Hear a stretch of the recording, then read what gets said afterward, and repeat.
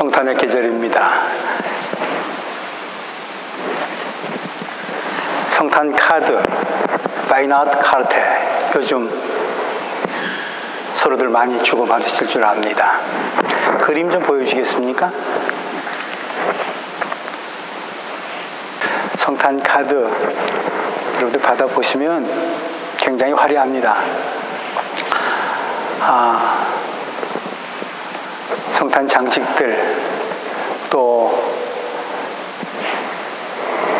이런 카드죠. 또 어떤 카드들은 온갖 동물들도 등장을 하고요. 다음 그림 한번 보여주시겠어요? 저렇게 천사들도 등장을 하는데, 사실 크리스마스 때 천사들은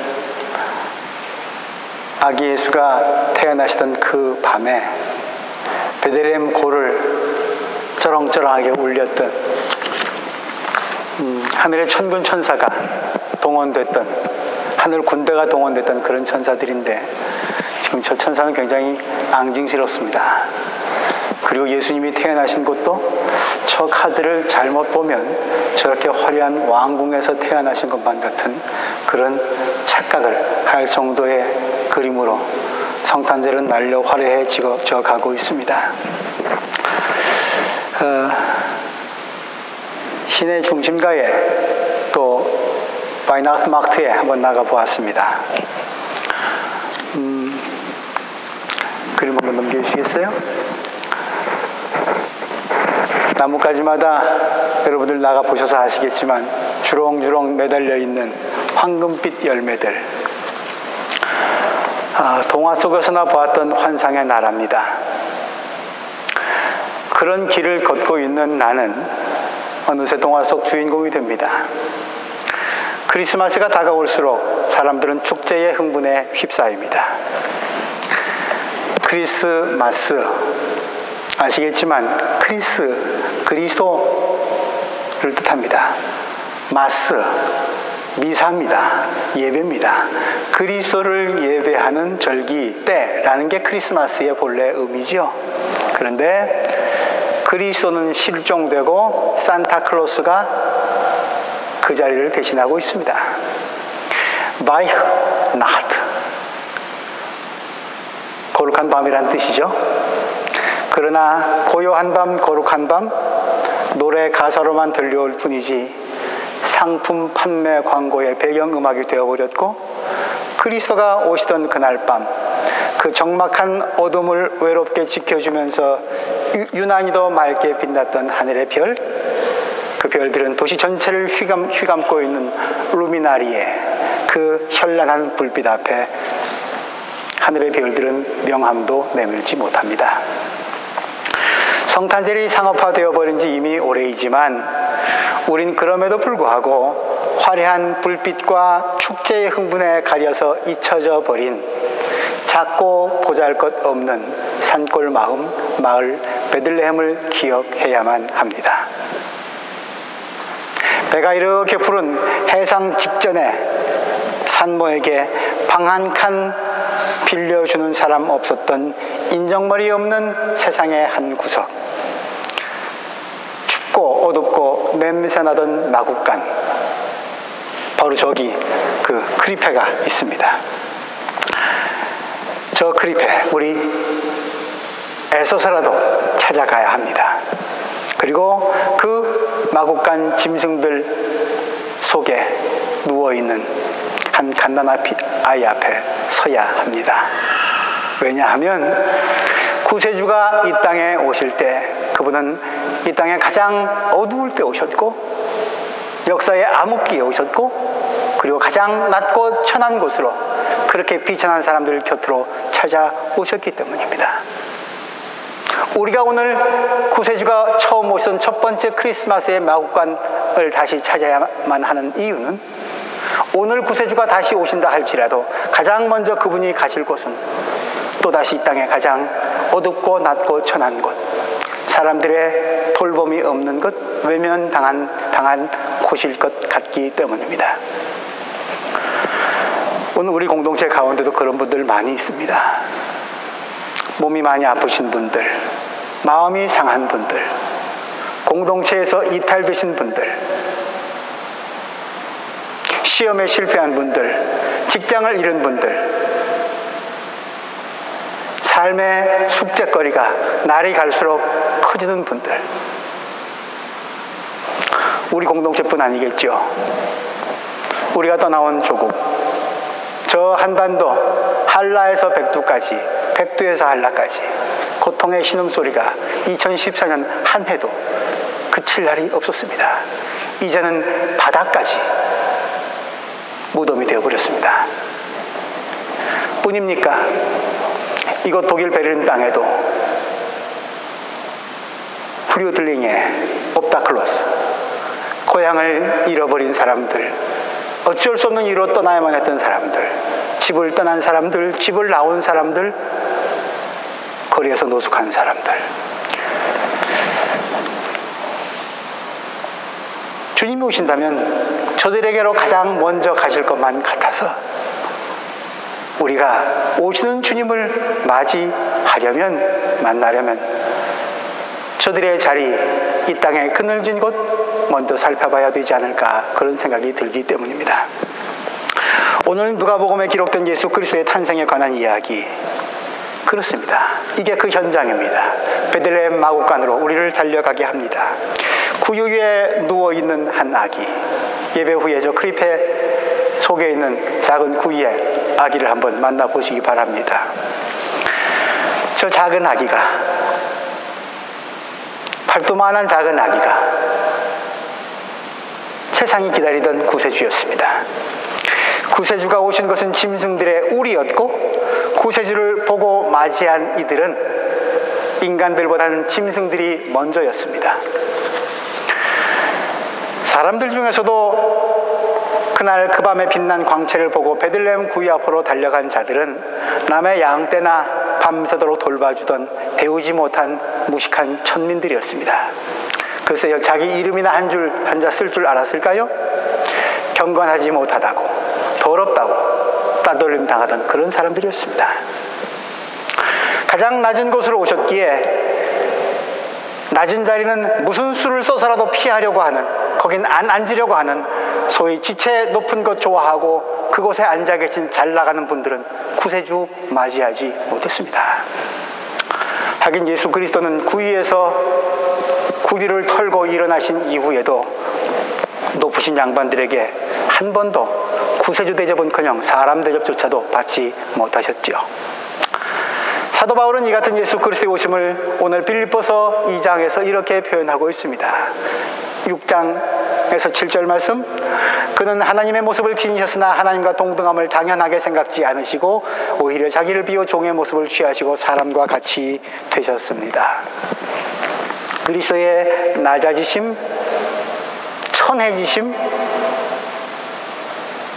우리와 닮아지심, 우리와 가까이 되심,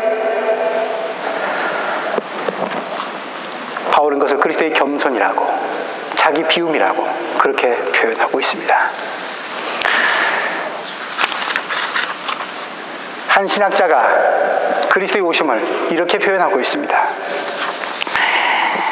우주를 호령하시던 하나님, 세상의 모든 군대와 제국을 장기판 말 다루듯 하던 그 하나님께서 팔레스타인의 한 아기로 말도 못하고 딱딱한 음식도 못 먹고 대소변도 못 가리고 어느 10대 소녀의 품을 유일한 피난처로 삼고 그 소녀에게서 음식과 사랑을 공급받아야 하는 연약한 아기로 오셨다. 너무 구세주의 품격을 떨어뜨린 말 같지만 정확한 지적이라고 생각이 듭니다. 우리는 지난주에 아기의 이야기를 나누었습니다. 하나님이 세상을 멸망시킬 정도로 정말 증오스러운데, 악이 가득 찼는데, 그럼에도 불구하고 그분이 참고 기다릴 수 있는 이유는 이곳저곳에서 지금도 태어나고 있는 아기의 울음소리. 오늘도 우리는 오늘 새로 나온 레오나스 노아의 환영식을 할 것입니다. 저 아기의 울음소리가 거치지 않는 한, 아기가 태어나는 한 하나님은 심판을 보류하신다. 그 아기의 모습으로 사람에게만 기대하시지 아니하고 이제는 하나님이 직접 아기의 모습을 취하셨습니다. 하나님이 스스로를 변화시키신 거죠. 하늘 높은 곳에 계셔서 우리와 차원이 다르셔서 인간들이 내 말을 못 알아듣는가? 그래서 그럼 내가 사람의 언어로, 사람의 모습으로 그렇게 다가가서 얘기해주면 좀 들어먹을까? 하나님이 자기 변신을 시도하셨습니다. 창조주가 세상 만물을 지으신 분이 사람이 되었습니다. 피조물 같이 되었습니다. 하나님의 혁명이죠. 그 아기에게는, 저렇게 엄마의 돌봄을 필요로 하는 작은 아기에게는 누구든지 다가갈 수 있습니다. 누구든지 그 곁에 설 수 있습니다. 누구든지 그 아이와 눈빛을 마주할 수 있습니다. 그 아이를 품에 안을 수 있습니다. 보고 만나고 이야기할 수 있습니다. 근데 그 아기가 변화하신 하나님이십니다. 그렇다면 변화하신 하나님과 눈빛을 마주치고 그분과 얘기하고 그분 볼에 우리의 볼을 비비면 우리도 하나님의 사랑의 능력을 조금이나마 닮을 수 있지 않을까요? 독일 어느 교회에서 있었던 일입니다. 그 동네에, 교회가 세우는 그 동네에 아주 유명한 무신론자가 있었습니다. 학교 교수님이기 때문에 명망도도 높고 신은 없다, 신을 절대 부정할 뿐 아니라 교회마저도 아주 세상 사람들이 가서는 안 될, 피해야 할 그런 집단으로 여기면서 굉장한 비판을 쏟아내는 그런 유명한 무신론자였습니다. 대림절이 시작되던 날, 예배 시간에 이분이 평생 교회 문은 쳐다보지도 않던, 그래서 결코 발을 들여놓을 수 없었던 그런 그분이 그날 교회 회중 가운데 앉아 있습니다. 목사가 깜짝 놀랐습니다. 눈을 씻고 다시 봐도 그분입니다. 이야, 이런 일도 있구나. 대림절 주님이 오시긴 오시는가 보다. 그런데 이분 태도가 좀 이상합니다. 신문지 한 장을 이렇게 손에 들고서 손에 툭툭 치면서 있습니다. 그리고 폈다 접었다 하면서 조금 있다가 자리를 움직이더니 저 기둥 뒤편으로 갑니다. 그러면서 영 예배 드리는 자세는 영 아닙니다. 아주 성가시기만 합니다. 방해만 됩니다. 목사도 신경이 거기 자꾸 쓰이고 옆에 있는 회중들도, 교인들도 그분 때문에 예배 드리기가 참 수월치가 않습니다. 그러나 목사는 교회 문을 열고 들어온 분을 어떻게 내쫓습니까? 죄인들의 공동체인데요. 예배를 마쳤습니다. 어쩐 일로 오셨는지 궁금하지요. 그분께 다가갑니다. 목사님과의 대화가 시작됩니다. 아유, 어쩐 일이십니까? 무뚝뚝합니다. 대답을 안 합니다. 아유, 교수님, 오늘 어떻게 저희 교회를 방문하셨습니까? 참 반갑습니다. 나 목사하고 별로 할 얘기 없어. 예, 저하고는 할 얘기 없으시더라도 혹시 오늘 왜 오셨는지 좀 이야기 좀 들려주실 수 있을까요? 할아버지는 신문을 펼치더니 그 신문을 툭 목사 앞에 던집니다. 거기 애기 사진 하나 있죠? 그 애가 우리 손녀딸이라고. 엊그제 그제 신문을 봤는데 우리 손녀 아이가 사진에 나와서 내가 유심히 그 기사를 봤지. 대림절이 시작되고 성탄의 계절이 오니까는 신문사 기자들이 아이들에게 질문을 했더구만. 이번 크리스마스 때 가장 받고 싶은 선물이 뭐예요? 우리 손녀딸 아이가 그 말에 이렇게 대답을 했다고. 한번 보시게나. 제 선생님, 저는 이번 크리스마스 때 가장 받고 싶은 선물이 하나 있어요. 그게 뭔데? 우리 할아버지하고요, 우리 할아버지가 제 손을 꼭 잡고 교회에 가시는 거예요. 그게 제가 가장 받고 싶은 선물이에요. 우리 손녀딸이 그렇게 얘기했는데 내가 이 기사를 보면 볼수록 마음이 편치 않아. 한 번도 내가 교회에 온 사람도 아니고 앞으로도 올 생각 없어. 목사 괜히 기분 좋아하지 마. 당신 나를 뭐라고 설득하든 전도하든 설교하든 난 내 마음은 변함이 없어. 그런데 이 녀석이 나를 오늘 교회에 오게 했어. 예수쟁이들은 앞으로 또 계속해서 내 마음을 흔들지 못할 거야. 그건 변함없는데 이 녀석이 내 발을 교회를 향하게 했어. 이 작은 아이가. 그래서 이놈 기쁘게 해주려면 내가 그래도 기쁜 마음으로 교회에 와야 되지 않겠어? 근데 한 번도 안 와본 교회를 내가 뭘 알아야지. 오늘 풀업에 하러 왔어. 이제 몇 주 동안 나오다가 성탄절날 이 녀석 손잡고 기쁜 마음으로 오려고 그래. 목사님은 얘기를 듣고 가만히 있었습니다. 그래요. 교수님, 맞습니다.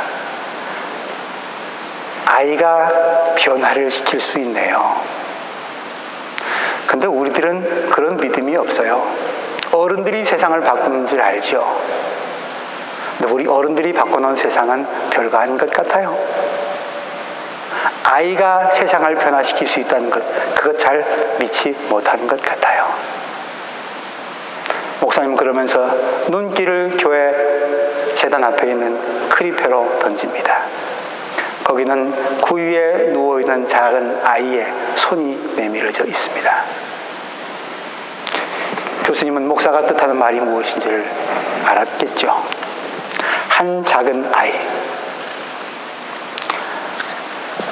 하나님이 그 속에 쏙 들어가신 한 작은 아이.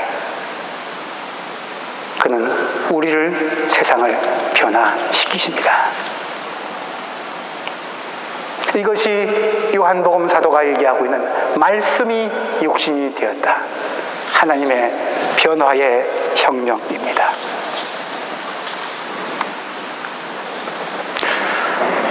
저는 말구이를 보면서 또 하나를 생각을 합니다. 지난 구역 예배 때, 구역 예배가 아니라 지난주 중에 우리 교회 제일 어르신 되시는 박순자 권사님 생신잔치가 있었었는데 그때 가서 교우들과 대화를 나누다가 이런 얘기를 들었습니다. 하나님은 굉장히 편애하시는 분이다. 특별히 사랑하는 사람들이 있다. 맞는 말입니다. 다 사랑하시지만 특별히 아끼시는 분이 그런 사람들이 있죠. 이스라엘 백성들, 그리고 오늘 베들레헴 산골, 잊혀진 동네, 그리고 사람들이 돌아보지도 않은 그곳으로 오신 그분, 특별히 편애하는 사람들이 있네요. 양치기 목동들, 그리고 낮고 천한 곳에 있는 사람들. 그래서인지 그분은 이 땅에 계시면서도 별 사람들과만 어울리셨습니다. 병든 사람들, 사람들이 기피하는 문둥병자들, 심지어는 정신병자들, 귀신 들린 사람들, 손가락질 받던 죄인들, 심지어는 가늠한 여인에게까지 가서 그녀와 친구가 되었습니다. 하나님의 편애이죠. 하나님의 일방적 선택이죠. 그런데 생각해보면 불공정, 불공평해 보이는 듯한 하나님의 편애가 없었다면 저는 오늘 이 자리에 설 꿈도 못 꿉니다. 하나님은 저를 편애하셨습니다. 나 같은 사람을 말입니다. 그래서 감사할 뿐입니다. 우리의 처지와 형편이, 우리의 삶의 내용물들이 그렇게 든든하지 못하고 빈약하다면 바로 그 자리가 하나님의 편애가 들어올, 임할 그곳임을 확신하실 수 있기 바랍니다. 몸이 약하십니까? 마음이 아프십니까? 사랑하는 사람이 떠났습니까? 실패했습니까? 앞으로 세워질 계획이 별로 안 보입니까? 우리들의 빈자리, 거기 하나님의 편애가, 선택적 사랑이, 내가 너를 사랑한다고 하는, 세상에 꼭 나 하나밖에만 없는 것만 같은 그런 하나님의 선택적 사랑이 임하는 곳이라 생각합니다. 하여 우리 성탄절 찬송 이렇게 좀 불렀으면 좋겠습니다. 그 어린 주 예수 누울 자리 없어 구해 누셨는데 우시지 않네. 좀 바꾸면 어떨까요? 그렇게 맑고 깨끗하고 고결하고 성결한 그런 예수님 참 이쁘고 고상한데 내 아픔 보면 예수님도 우셔야죠. 내가 조금 좋아하면 예수님도 웃으셔야죠. 저는 저 구유에 누워있는 아기 예수 아주 우렁차게 울었을 것 같습니다. 하늘 아버지께 세상에 낮고 천한 사람들이 처해 있는 삶의 질곡을 하나님께 호소하느라 말도 못하는 그 어린 아기가 울음으로 하나님께 호소했을 것 같습니다. 베들레헴 산골이 떠나갈도록 울었을 것 같습니다. 그 어린 주 예수 산골이 떠나도록 계속 우시네. 온 세상 사람들 듣도록. 예수의 울음에 우리도 응답해야죠. 예수가 가셨던 곳에 우리도 같이 가야죠. 그리스도의 겸손을 우리도 닮아서 하늘 아버지께서 그렇게 낮은 곳으로 오셨는데 우리의 무릎은 너무 고추 세워져 있는 것은 아닙니까? 우리의 성탄절은 나만의 평화와 구원만을 바라는 기쁜 메리 크리스마스 아닙니까? 우리 가족만의 행사는 아닙니까? 우리 공동체만의 잔치는 아닙니까? 교회 문밖만 열면 어둡고 차가운 바람이 저렇게 쌩쌩 몰아치는데 말입니다. 구세주가 오셨습니다. 깊은 밤에 오셨습니다. 때문에 우리의 밤은, 역사의 어둠은 더 이상 우리를 괴롭힐 수 없습니다. 왜? 구세주가 그곳에 오셨기에. 그래서 우리의 비극은 마냥 슬프거나 비극으로만 끝나지 않습니다. 구세주가 오셨습니다. 가장 낮은 곳으로 오셨습니다. 때문에 구세주의 복음을 받아들이지 못할 나락에 떨어져 있는 사람은 누구도 없습니다. 기쁜 소식이 미치지 못할 것 없습니다. 이 복음의 복된 소식이 구유 밖으로 손을 내밀면서 내 손을 잡아주기를, 내 울음에 화답하기를, 나와 볼 비벼주기를 바라는 인간 되신 하나님, 사람이 되신 하나님, 낮아지심과 비천의 극치를, 그 수모를, 그 창피를, 부끄러움을 무릅쓰고 용기를 갖고 내려오신 하나님을 맞이하면서 대림절 네 번째 촛불을 킨 우리 하나님을 기다리는 임마누엘 공동체 위에 함께 하시기를 축원합니다. 기도합니다. 하나님,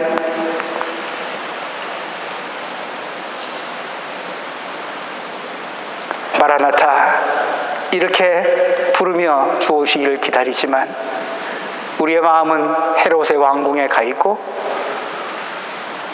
우리의 삶의 자리는 누추함보다는 화려함에 더 익숙해져 있습니다. 이 고질적인 질병을 어떻게 뜯어 고쳐야 할지, 저렇게 작은 모습으로 오신 주님, 행여 이번 성탄절에도 무시하고 넘어갈까 두렵사오니 우리 낮은 것 살피게 하시고, 아니 내가 주님 보시기에 어떤 모습으로 서 있는지 먼저 살펴보게 하여 주셔서 내 삶의 자리가 주님께 방 한 칸 내어드리지 못하는 교만과 탐욕으로 가득 차 있지 아니하도록 도와주옵소서. 아멘. 주 예수여 오시옵소서. 지극히 가난함에도 불구하고 부자가 되려고 발버둥치는 이 탐욕의 거리에 지극히 무능력하면서도 마치 모든 권세를 내 손에 가진 양 휘두르는 이 폭력의 세상에 아멘. 주여 예수여 오시어서 전쟁과 기아와 폭력과 그리고 갈등과 미움에 시달리고 있는 이 땅의 불쌍한 가난한 백성들 돌보아 주시옵소서. 예수 그리스도의 이름으로 기도드립니다.